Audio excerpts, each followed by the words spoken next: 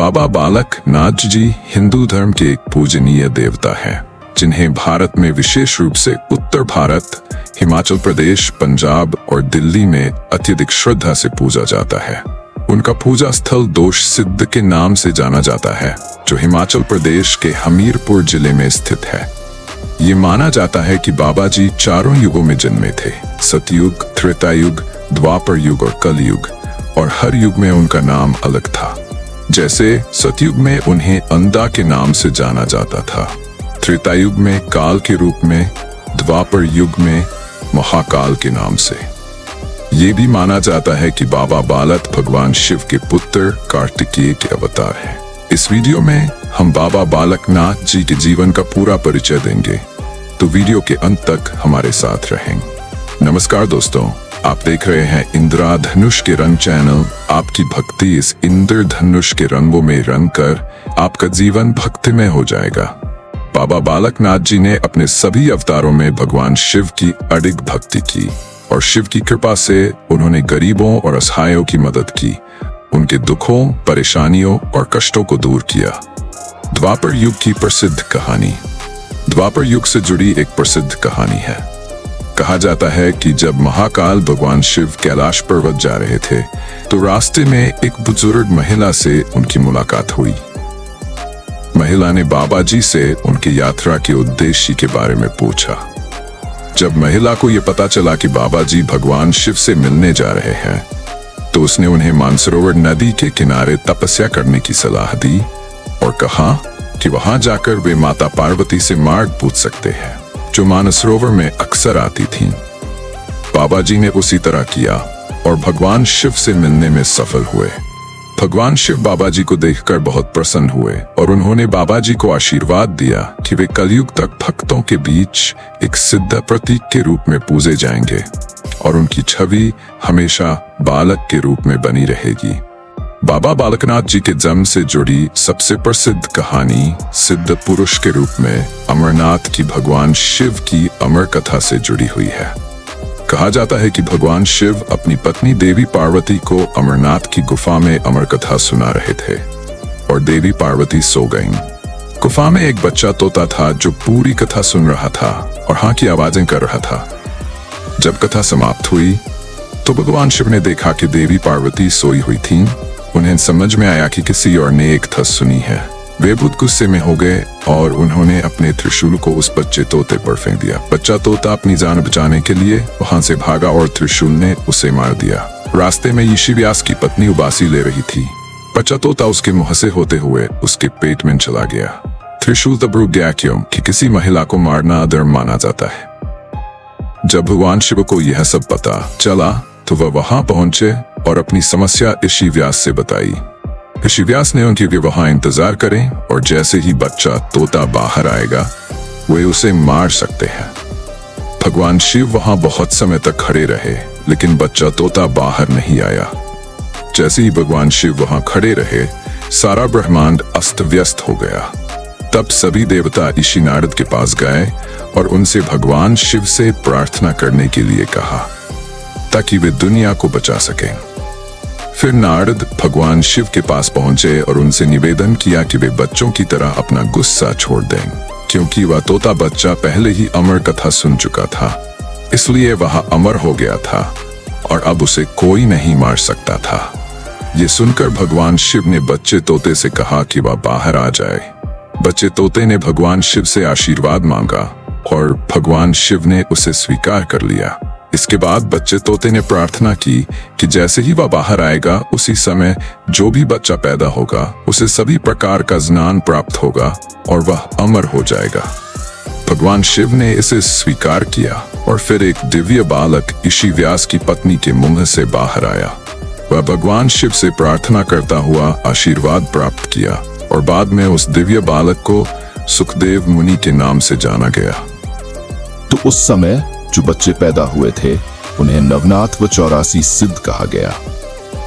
उनमें से एक थे बाबा बालकनाथ। कलयुग में बाबा बालकनाथ जी का जन्म काठियावाड़ गुजरात में हुआ, जहां उनका नाम देव रखा गया। उनकी माता का नाम लक्ष्मी और पिता का नाम वैष्णव व्यास था। बाबा जी बचपन से ही धार्मिक प्रवृत्ति के थे। जब माता पिता ने बाबा जी पर विवाह करने का जोर डालने लगे लेकिन बाबा जी ने उनके प्रस्ताव को ठुकरा दिया और एक दिन अपने परिवार को छोड़कर जूनागढ़ गिरनार पर्वत पर चले गए।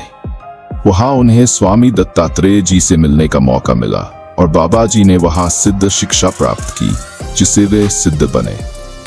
तब से उनका नाम बाबा बालकनाथ जी पड़ा। ऐसा माना जाता है जबकि बाबा जी सूर्य ग्रहण के समय कुछ संतों के साथ शाहतलाई आए और वहां पर एक माता रत्नी माई से मिले, जो द्वापर की वृद्ध महिला का प्रतीक थी, जिसने महाकाल बाबा जी का मार्गदर्शन किया था।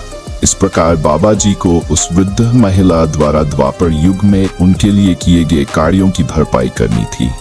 इसलिए बाबा जी ने रत्नी माई का सबसे मुश्किल काम की जिम्मेदारी ली, जो कि गाय चराना था। बाबा जी ने एक बरगद के पेड़ के नीचे अपना स्थान बनाया। उन्होंने रत्नी माई से कहा कि वह इस बरगद के पेड़ के नीचे ध्यान किया करेंगे और इस सेवा के बदले रोटी और लस्सी वही छोड़ने के लिए रत्नी माई से वादा किया। 12 वर्ष तक सब कुछ ठीक ठाक चलता रहा। 12वें वर्ष के बाद तक लोगों ने गायों द्वारा अक्सर नुकसान पहुंचाने की शिकायतें करना शुरू कर दिया। रत्नी माई ऐसी शिकायतों को नजरअंदाज कर देती थी, लेकिन गांव के मुखिया की शिकायत से रत्नी माई का घर टूट गया तो वह बाजी को डांटने लगी कि मैंने तुमको इतने साल खाना खिलाया और तुमने काम ठीक रंग से नहीं किया। इतने सुनने के बाद बाबा जी रत्नी माई और गांव के मुखिया को खेत में ले गए और जब सब लोग वहां पहुंचे तो देखा कि चमत्कारिक रूप से फसलों को कोई नुकसान नहीं हुआ। इस चमत्कार से हर कोई हैरान रह गया। बाबा जी अपने पूजा स्थल पर वापस गए और रत्नी माई से कहा है, माता मैंने आज तक न तुम्हारी रोटी खाई और न ही लस्सी ग्रहण की। ये कहते हुए बाबा जी ने अपना चिमटा उस बड़ के पेड़ के तने पर फेंका और निकली रोटियां जो 12 साल तक चलने वाली थीं। फिर उन्होंने वही चिमटा पृथ्वी पर मारा और लस्सी का एक झरना बन गया, जो एक तालाब के रूप में आकार लेने लगा और वह स्थान शहतलाई के नाम से जाना गया। जब बाबा जी ने शहतलाई छोड़ने का फैसला किया तो रत्नियां अपनी मूर्खता पर पछताई। ये सब देखकर बाबा जी ने पियर से माई रत्ना से कहा कि वह जंगल में पूजा करेंगे और वह उसे वहां देखने आ सकती है। उन्होंने शहतलाई से लगभग आधे किलोमीटर दूर कांटे की झाड़ी गड़ना झाड़ी के नीचे अपना धूना स्थापित किया। वहां एक आधा खोखला ढांचा तैयार किया गया था, जो बड़ के पेड़ के खोखलेपन का प्रतीक था। पास में एक मंदिर है जिसमें बाबा बालकनाथ, कागा चौहान और नाहर सिंह जी की मूर्तियां हैं। इस स्थान की मिट्टी का उपयोग मवेशियों के पैरों की बीमारियों के लिए देहली के रूप में किया जाता है। जब इस घटना की चर्चा आसपास के इलाके में की गई तो अर्षि मुनि और अन्य लोग बाबा जी की चमत्कारी शक्तियों से बहुत प्रभावित हुए। जब गुरु गोरखनाथ ने महसूस किया कि एक लड़के में बहुत चमत्कारी शक्तियां हैं तो वह बाबा बालकनाथ को अपना शिष्य बनाना चाहते थे, लेकिन जब बाबा ने मना किया तो गोरखनाथ बहुत गुस्से में आ गए।